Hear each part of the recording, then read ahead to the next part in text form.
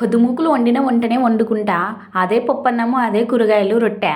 అందుకే నాకు యాసిడికొస్తుంది.